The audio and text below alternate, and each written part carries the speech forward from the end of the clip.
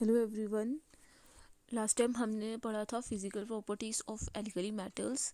आज हम पढ़ेंगे chemical properties of alkali metals. Chemical properties जो है एल्कली मेटल्स की, इसमें हम पहले पढ़ेंगे रिएक्टिविटी टूवर्ड्स एयर और ऑक्सीजन, कि एयर और ऑक्सीजन के साथ एल्कली मेटल्स कैसे रिएक्ट करती हैं। सबसे पहले जो एल्कली मेटल्स होती हैं उनकी केमिकल रिएक्टिविटी क्या होती है? हाई होती है। उनकी केमिकल रिएक्टिविटी क्या होती है? हाई होती है। केमिकल रिएक्टिविटी हाई होने का रीज़न क्या होता है? लो आयोनाइजेशन इंथैल्पी, कम ही एनर्जी लगती है इलेक्ट्रॉन को रिमूव करने के लिए आउटरमोस्ट शेल से, वैलेंस शेल से, जिसकी वजह से ये क्या होते हैं? बहुत ज़्यादा रिएक्टिव होते हैं। और जो इनकी वैल्यू होती है, अगर आयोनाइजेशन इंथैल्पी की देखें तो डाउन द ग्रुप जो है वो क्या करती रहती है? डिक्रीज करती रहती है फ्रॉम लिथियम टू सीजियम। तो इसका मतलब जो रिएक्टिविटी है वो लिथियम टू सीजियम जो है वो क्या करेगी? इंक्रीज करेगी। तो अब हम पढ़ते हैं एल्कली मेटल्स की जो रिएक्शन है एयर और ऑक्सीजन के साथ। तो जितने भी जो एल्कली मेटल्स होती हैं वो टार्निश्ड हो जाती हैं जब हम उनको एयर और मॉइस्चर से क्या करते हैं? उन एक्सपोज करते हैं। टार्निश का मतलब होता है वो उनका कलर जो होता है वो डल हो जाता है। जैसे ही एल्कली मेटल्स एयर और मॉइस्चर के कांटेक्ट में आती हैं तो वो टार्निश हो जाती हैं, डल हो जाती हैं, क्योंकि उनके सरफेस के ऊपर या तो ऑक्साइड की लेयर बन जाती है, या हाइड्रो ऑक्साइड की लेयर बन जाती है, या फिर कार्बोनेट्स की लेयर बन जाती है उनके सरफेस के ऊपर। इसीलिए वो क्या हो जाते हैं? जैसे ही एयर और मॉइस्चर के कांटेक्ट में आते हैं तो वो क्या हो जाते हैं? टार्निश हो जाती हैं। जैसे अगर एम जो है, अगर हम जनरल टर्म यूज़ करें मेटल्स के लिए, सभी एल्कली मेटल्स के लिए, लिथियम यहाँ पे एम जो है वो क्या हो सकता है? लिथियम, सोडियम, पोटाशियम, रुबीडियम और सीजियम। तो जब हम इसमें इसको ऑक्सीजन के साथ रिएक्ट करेंगे तो ये क्या करेगा? एयर में से ऑक्सीजन लेगा और क्या बना देगा? मेटल ऑक्साइड बना देगा, जिसका फार्मूला, जनरल फार्मूला क्या होगा? M2O। अब क्या होगा कि जैसे यहाँ पे रिएक्शन को बैलेंस करेंगे, यहाँ पे ऑक्सीजन 2 हैं तो यहाँ पे 2 हो जाएंगे, 2 × 2 4, तो यहाँ पे मेटल कितने हो जाएंगे? 4। अब ये क्या करेंगे? मॉइस्चर में से जो एयर में मॉइस्चर होगा उसके साथ भी ये जो ऑक्साइड बना है ये उस मॉइस्चर के साथ भी क्या करेगा? रिएक्ट करेगा। तो मॉइस्चर के साथ रिएक्ट करके ये बना देगा मेटल का हाइड्रो ऑक्साइड MOH। रिएक्शन को हमने क्या कर दिया? बैलेंस कर दिया। अब ये जो मेटल हाइड्रोक्साइड बना है ये क्या करेगा? एटमॉस्फेयर में से कार्बन डाइऑक्साइड लेगा और कार्बन डाइऑक्साइड के साथ रिएक्ट करके क्या बना देगा? मेटल कार्बोनेट बना देगा M2CO3, और साथ में क्या रिलीज करेगा? वाटर रिलीज करेगा। तो इन्हीं ये जो ऑक्साइड, हाइड्रोक्साइड और कार्बोनेट की फॉर्मेशन की वजह से जो ये मेटल ऑक्साइड, जो मेटल होती हैं एल्कली मेटल्स, वो क्या हो जाती हैं? एयर और मॉइस्चर के कंटेक्ट में आते ही क्या हो जाती हैं? टार्निश हो जाती हैं। लेकिन जब हम इन एल्कली मेटल्स को एक्सेस ऑफ एयर या ऑक्सीजन में हीट करेंगे तो वो जल्दी से बर्न आउट हो जाएंगी और different different types of oxides जो हैं वो देंगी। डिपेंड करेगा कि मेटल का नेचर कैसा है, क्योंकि नेचर जो होता है मेटल का, जब हम डाउन द ग्रुप मूव करेंगे from lithium to caesium, francium is a radioactive, तो उस क्या होगा? नेचर जो है वो चेंज होता रहता है। तो उसी नेचर के ऊपर डिपेंड करता है कि कौन सा जो मेटल है वो कौन से वाला ऑक्साइड बनाएगी जब हम उनको एक्सेस ऑफ एयर में हीट करेंगे। तो लिथियम जो है वो मोनोऑक्साइड बनाता है जिसका फॉर्मूला है Li2O, और सोडियम जो है पर ऑक्साइड बनाता है जिसका फॉर्मूला है Na2O2। और जो दूसरे एलिमेंट्स हैं जैसे पोटाशियम, रुबीडियम और सीजियम, वो क्या बनाते हैं? सुपर ऑक्साइड्स बनाते हैं। सुपर ऑक्साइड का फॉर्मूला होता है MO2। एम यहाँ पे क्या रिप्रेजेंट कर रहा है? पोटाशियम को, रुबीडियम को और सीजियम को।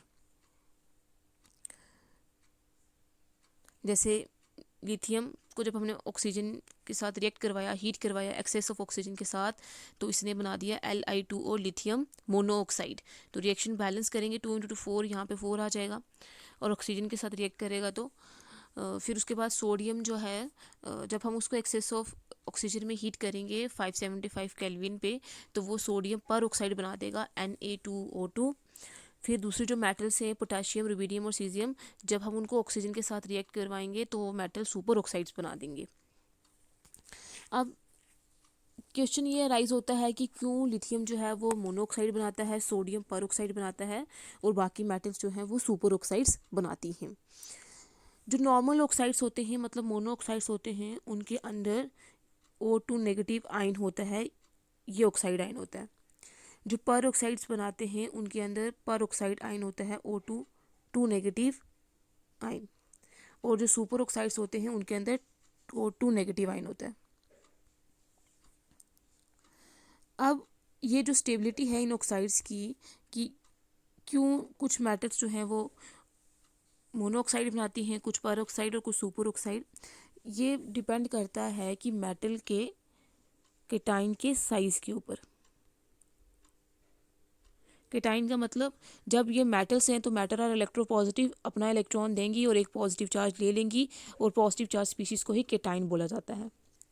और जो ऑक्साइड का, जब ये ऑक्साइड के साथ रिएक्ट करेंगे, चाहे वो ऑक्साइड हो, मोनोऑक्साइड हो, चाहे पर ऑक्साइड हो, चाहे सुपर ऑक्साइड हो, उसके एनाइन का साइज़, क्योंकि उनके ऊपर क्या आएगा चार्ज, नेगेटिव चार्ज। और ये देखा गया है कि जो स्मॉलर केटाइन होता है वो स्मॉलर एनाइन को ही स्टेबलाइज कर सकता है, और जो लार्जर केटाइन होता है वो लार्जर एनाइन को ही क्या कर सकता है, स्टेबलाइज कर सकता है।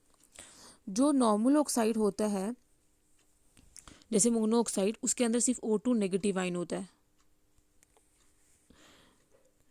और जो पर ऑक्साइड होता है उसके अंदर O2 नेगेटिव आयन होता है। मतलब इसको अगर हम ओपन करके लिखें तो ऐसे लिखेंगे।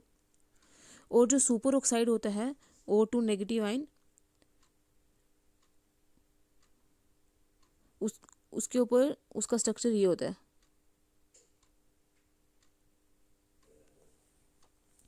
अब लिथियम जो है वो बहुत ज़्यादा सबसे ज़्यादा स्मॉल है अपने पीरियड, अपने ग्रुप में, क्योंकि पहले नंबर पे आता है।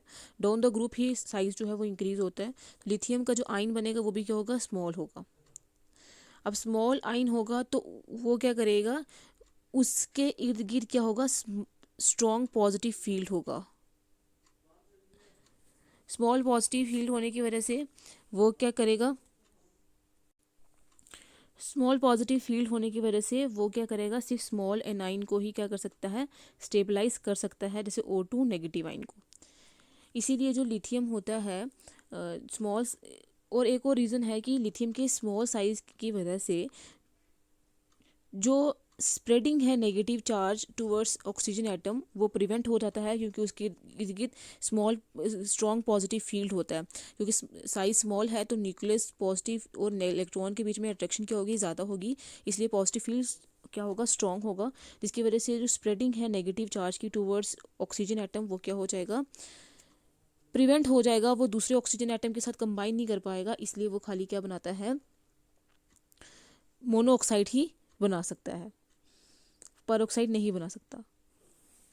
अब उसके बाद बात करते हैं सोडियम की। अब लिथियम के बाद सोडियम आता है तो सोडियम का साइज़ लिथियम से ज़्यादा है। तो अब लिथियम का साइज़ ज़्यादा हो गया तो वो अब लार्जर एनाइन को स्टेबलाइज कर सकता है। लार्जर एनाइन न्यूक्लियस और इलेक्ट्रॉन के बीच में डिस्टेंस ज़्यादा हो जाएगा। अब पॉजिटिव फील्ड जो होगा वो क्या हो जाएगा, थोड़ा वीक हो जाएगा। पॉजिटिव फील्ड वीक होने की वजह से ये पॉजिटिव फील्ड प्रिवेंट नहीं कर पाएगा कि जो नेगेटिव चार्ज है वो दूसरे ऑक्सीजन एटम की तरफ क्या हो जाए, स्प्रेड हो जाए। इसलिए ये क्या करते हैं, जो सोडियम है वो क्या बनाता है, परऑक्साइड आयन बनाता है, परऑक्साइड बनाता है, जिसमें परऑक्साइड आयन के साथ वो कंबाइन करता है। अब अगर हम और फर्दर मूव करेंगे पोटेशियम, रुबिडियम और सीजियम की तरफ तो साइज़ और इंक्रीज़ हो जाएगा, पॉजिटिव फील्ड और वीक हो जाएगा। पॉजिटिव फील्ड और वीक होने की वजह से वो क्या करेगा, जो नेगेटिव चार्ज है उसको प्रिवेंट नहीं कर पाएगा कि वो किसी और दूसरे ऑक्सीजन एटम के साथ कंबाइन कर सके। इसलिए ये क्या बना देंगे, और ऑक्सीजन एटम के साथ कंबाइन करके ये क्या बना देंगे, सुपर ऑक्साइड्स बना देंगे। इसीलिए लिथियम जो है वो मोनोऑक्साइड बनाता है, सोडियम जो है वो परऑक्साइड बनाता है, और बाकी सारी मेटल्स जो है वो सुपर ऑक्साइड्स बनाती हैं। अब नेक्स्ट है हमारे पास रिएक्टिविटी टूवर्ड्स वाटर। वाटर के साथ कैसे रिएक्ट करती हैं, तो एल्कली मेटल्स जो हैं वो वाटर के साथ रिएक्ट करती हैं और हाइड्रो ऑक्साइड्स बनाती हैं, जिसका जनरल फार्मूला MOH होता है, और साथ में रिलीज़ कर देती हैं हाइड्रोजन गैस। जैसे अगर हम मेटल लें प्लस वाटर तो वो बना देंगे मेटल हाइड्रोक्साइड MOH, प्लस साथ में क्या रिलीज़ कर देंगे, H2 हाइड्रोजन गैस। तो रिएक्शन को बैलेंस करेंगे, यहाँ पे 2 आ जाएगा और यहाँ पे 2 आ जाएगा। यहाँ पे M जो है वो एल्कली मेटल है, जिसमें वो सोडियम भी आ सकता है और पोटाशियम भी आ सकता है। सिर्फ हमने M की जगह सोडियम और पोटाशियम की वैल्यू जो वो पुट करनी है। तो एल्कली मेटल्स जब वाटर के साथ रिएक्ट करती हैं तो वो क्या बना देती हैं, मेटल हाइड्रोक्साइड बनाती हैं। जैसे सोडियम सोडियम हाइड्रोक्साइड बनाएगा और पोटाशियम जो है वो क्या बनाएगा, पोटाशियम हाइड्रोक्साइड, और साथ में क्या रिलीज करेंगे, हाइड्रोजन गैस। अब क्या है कि लिथियम जो है वो स्लोली रिएक्ट करता है वाटर के साथ, क्योंकि लिथियम का जो साइज़ होता है वो स्मॉल होता है और इसकी हाइड्रेशन एनर्जी क्या होती है, ज़्यादा होती है। स्मॉल साइज़ होने की वजह से लिथियम जो है वो इतनी जल्दी आसानी से रिएक्ट नहीं कर सकता। लेकिन जो सोडियम और दूसरे जो मेंबर्स हैं वो क्या करते हैं, जल्दी जल्दी से वाटर के साथ रिएक्ट करते हैं और हाइड्रोजन गैस को इवॉल्व कर देते हैं। और ये वाटर के साथ इतनी जल्दी रिएक्ट करते हैं, इतने विग्रेसली, इतनी एक्सप्लोजिवली रिएक्ट करते हैं कि जैसे ही सोडियम जो है वाटर के साथ रिएक्ट करेगी तो वो हाइड्रोजन गैस जो निकालेगी तो वो क्या कर सकेगी, फायर जो है वो आग जो है पकड़ लेगी। इसीलिए जो एल्कली मेटल्स होती हैं उनको हम एयर या वाटर में नहीं रखते हैं, उनको हम कैरोसिन ऑयल और पेट्रोलियम ईथर में रखते हैं, ताकि वहाँ पे ये आग ना पकड़ लें, ना एयर के कांटेक्ट में आए, ना ही वाटर के कांटेक्ट में आए। और ये जो हाइड्रोक्साइड्स होते हैं एल्कली मेटल्स के, वो स्ट्रांगली क्या होते हैं, बेसिक होते हैं। इनका नेचर क्या होगा, एल्कली मेटल्स के ऑक्साइड्स का बेसिक नेचर, क्योंकि सोडियम हाइड्रोक्साइड जब टूटेगा तो ये देगा Na पॉजिटिव और OH नेगेटिव आयन, और जो OH नेगेटिव आयन्स देते हैं उनको हम क्या बोलते हैं, क्या है वो, बेसिक है। अब नेक्स्ट है property reactivity towards hydrogen. Hydrogen के साथ कैसे रिएक्ट करती हैं, तो जितनी भी जो एल्कली मेटल्स होती हैं वो हाइड्रोजन के साथ रिएक्ट करती हैं 673 केल्विन के टेम्परेचर में, लिथियम को छोड़ के, जो 1073 केल्विन पे रिएक्ट करता है और क्या बना देता है, हाइड्राइड्स बना देता है। हाइड्राइड्स जब ऑक्सीजन के साथ रिएक्ट करेंगे तो ऑक्साइड्स बनाएंगे, वाटर के साथ रिएक्ट करेंगे तो हाइड्रोक्साइड्स बनाएंगे, और हाइड्रोजन के साथ रिएक्ट करके हाइड्राइड्स बनाएंगे, जिनका नेचर क्या होगा, आयनिक नेचर होगा। इसमें M पॉजिटिव होगी और हाइड्रोजन के ऊपर नेगेटिव चार्ज होगा। जैसे ये मेटल है मेटल यहाँ पे कोई भी है, सोडियम, पोटाशियम, रुबिडियम, सीजियम, जब ये 673 केल्विन के ऊपर रिएक्ट करेगी हाइड्रोजन के साथ तो बना देगी क्या, metal hydride M positive H negative, जो आयनिक हाइड्राइड होगा। लेकिन जो लिथियम है वो 1073 केल्विन पे रिएक्ट करता है और क्या बना देता है, लिथियम हाइड्राइड बना देता है, LiH। जो रिएक्टिविटी है एल्कली मेटल्स की हाइड्रोजन के साथ, वो लिथियम टू सीजियम जो है वो क्या करती है, डिक्रीज करती है। ये इसकी वजह से है क्योंकि साइज़ जो है लिथियम टू सीजियम इंक्रीज करता है, और साइज़ इंक्रीज होने की वजह से हाइड्रोजन जो है वो एक स्मॉल एलिमेंट है, तो जिसकी वजह से मेटल और हाइड्रोजन का वीक जो है बॉन्ड जो है वो वीक होना स्टार्ट हो जाता है। इसलिए जो स्टेबिलिटी है हाइड्राइड्स की वो लिथियम टू सीजियम क्या करती है, डिक्रीज करती है। और ये जो हाइड्राइड्स हैं ये बिहेव करते हैं as a strong reducing agent. Reducing agent का काम क्या होता है, रिडक्शन के लिए या तो वो हाइड्रोजन प्रोवाइड करेंगे या फिर इलेक्ट्रॉन प्रोवाइड करेंगे। तो इसलिए जो ये एल्कली मेटल्स के हाइड्राइड्स होते हैं वो एक्ट करते हैं as a strong reducing agent.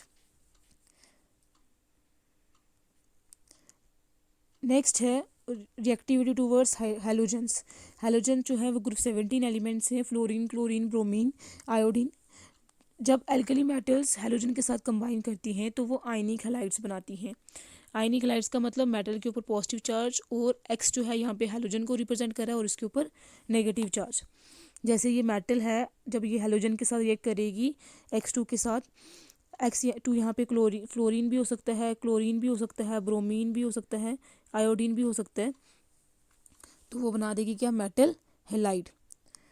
जैसे M की जगह सोडियम डालेंगे और X की जगह क्लोरीन डालेंगे तो वो बना देगा, सोडियम जब क्लोरीन के साथ रिएक्ट करेगा NaCl तो वो बना देगा सोडियम क्लोराइड NaCl। वैसे ही जब ब्रोमीन के साथ रिएक्ट करेगा तो सोडियम ब्रोमाइड बना देगा, आयोडीन के साथ सोडियम आयोडाइड बना देगा। और जो रिएक्टिविटी है हैलोजन की एल्कली मेटल्स के साथ वो इंक्रीज़ करेगी जब हम डाउन द ग्रुप मूव करेंगे, क्योंकि आयनाइजेशन एंथैल्पी इसमें, जब हम डाउन द ग्रुप मूव करते हैं आयनाइजेशन एंथैल्पी क्या करती हैं, डिक्रीज़ करती हैं और इलेक्ट्रोपॉजिटिव करैक्टर इंक्रीज़ करता है, और जो हैलोजेंस होती हैं वो नेगेटिवली चार्ज होते हैं, वो नॉन मेटल्स होती हैं, इलेक्ट्रोनेगेटिव होती हैं। तो इसलिए जैसे जैसे इलेक्ट्रोपॉजिटिव करैक्टर इंक्रीज़ करेगा, आयनाइजेशन एंथैल्पी डिक्रीज़ करेगी, उतनी जल्दी हम इलेक्ट्रॉन को रिमूव कर पाएंगे। इसलिए जो रिएक्टिविटी है हैलोजन के साथ वो डोन द ग्रुप क्या करती है, इंक्रीज़ करती है।